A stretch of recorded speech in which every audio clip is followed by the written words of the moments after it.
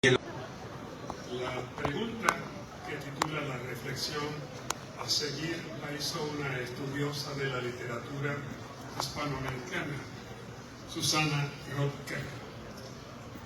Almorzábamos en el restaurante La Biela, localizado en el barrio Palermo de Buenos Aires. Frente a una grabadora conversábamos de la inserción de Puerto Rico en mi literatura y del novedoso referente culto a que se ha extendido la música popular, y del humor safio como práctica habitual en el Caribe hispánico, y de los malos entendidos a propósito del idioma español que manejamos los puertorriqueños. Perdón.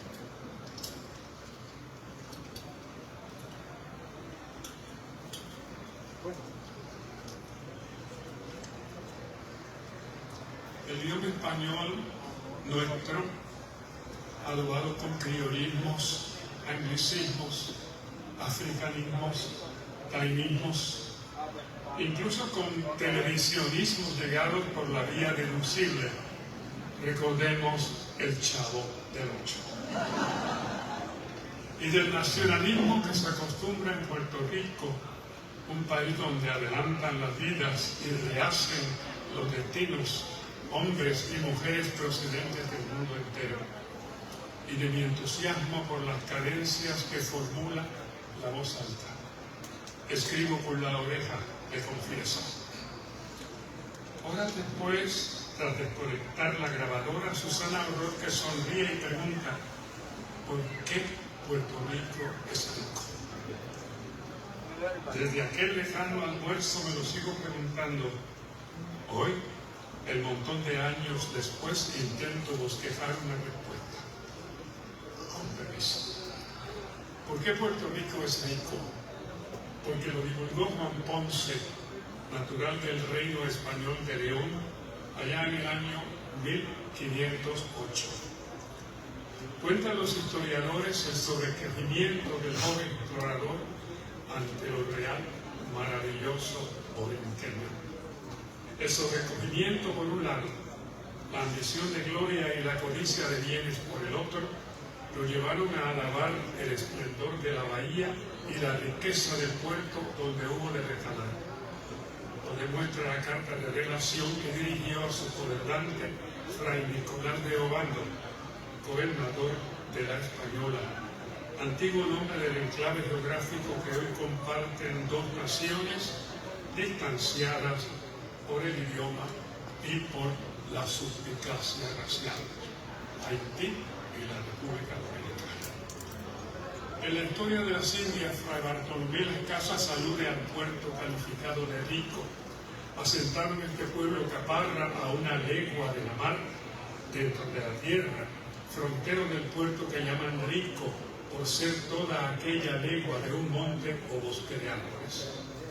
La alabanza de Juan Ponce Andino en Bautizo, la que el 19 de noviembre del 1493 Cristóbal Colón llamó Isla de San Juan Bautista, en homenaje al príncipe de la corona española, don Juan de Aragón, una isla que los taínos llamaban Boitén, pasó a llamarse Puerto Rico.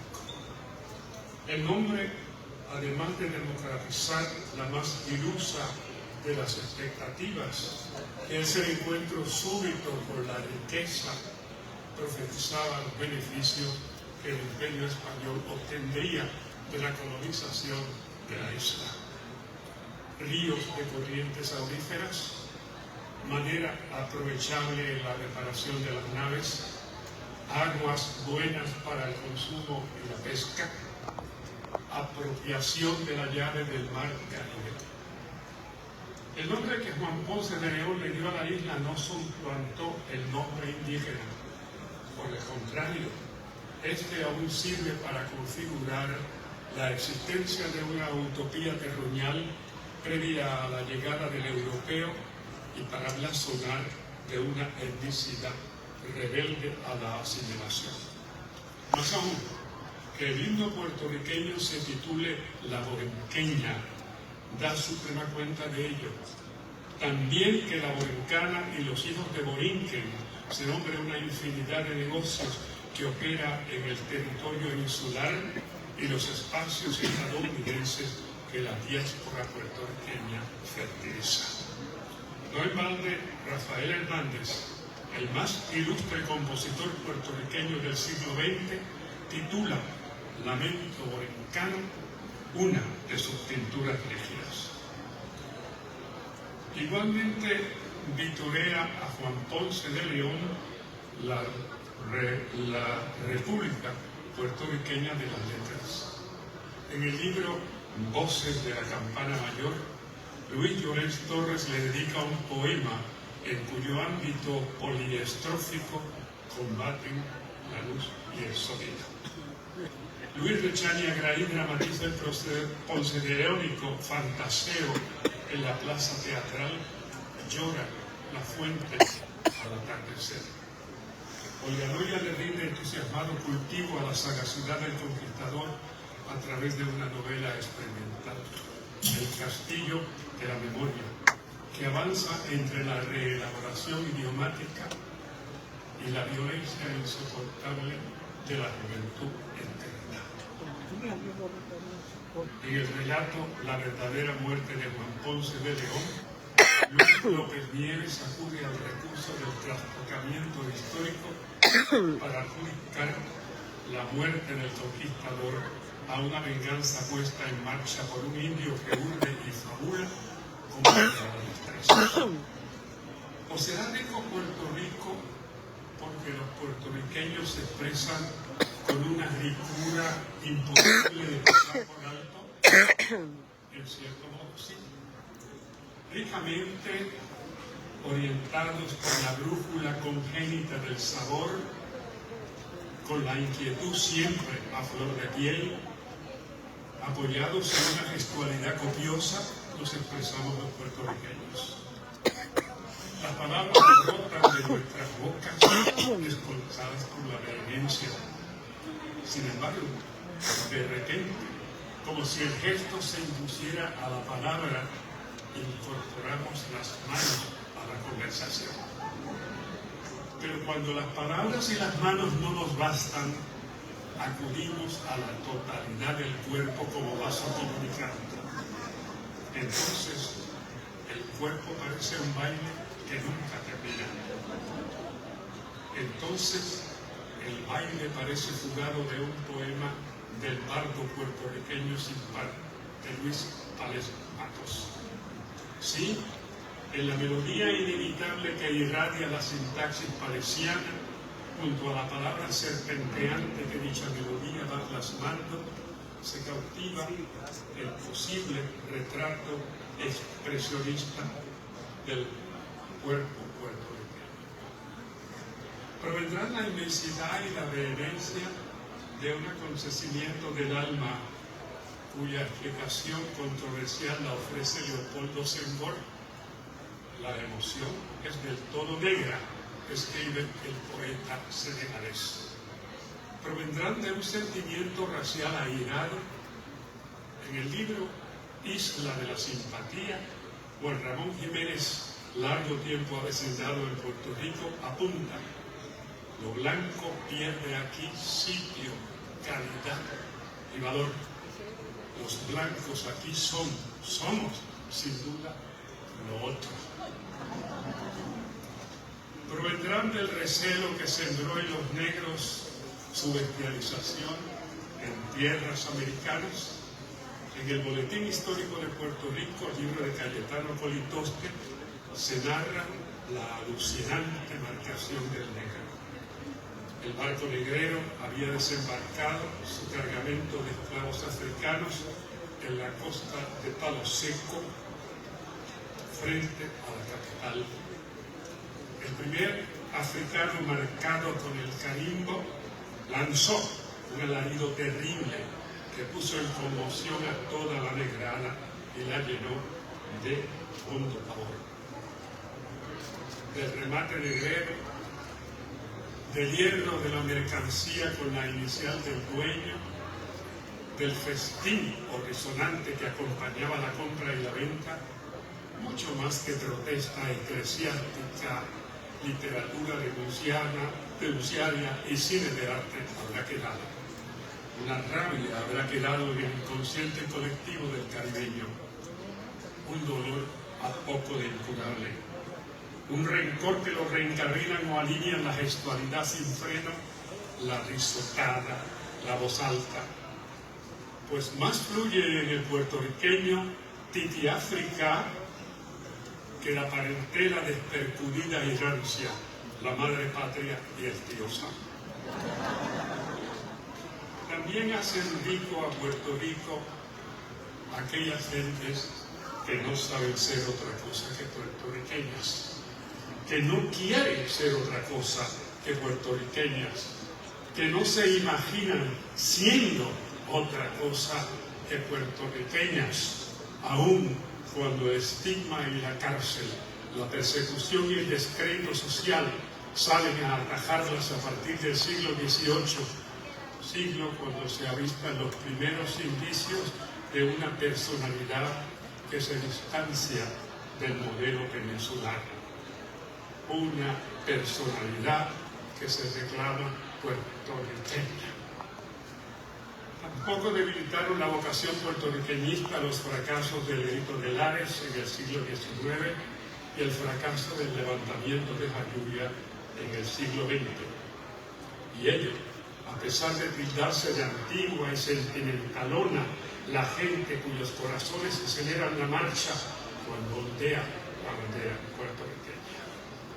Sin embargo, a pesar del sarcasmo, día a día, con una sobrecogedora terquedad, la bandera puertorriqueña ondea en los espectáculos artísticos, las protestas obreras, los actos de graduación de las universidades y las escuelas superiores, los certámenes de belleza, las concentraciones políticas, la propaganda comercial, los recibimientos masivos a los repartistas exitosos.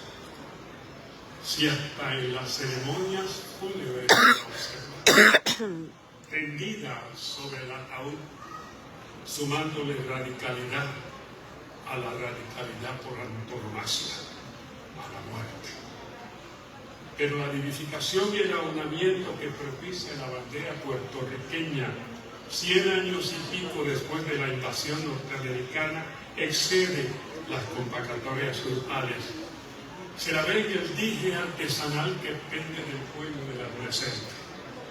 Se la ve en la calcomanía que se coloca en el parabrisas del automóvil, en la tapa de la lonchera del obrero, en la solapa del chaquetón que viste el profesional. Se la ve también en el dibujo primitivo que adorna el cochecito del bebé y estampada en la blusa de la colegiala.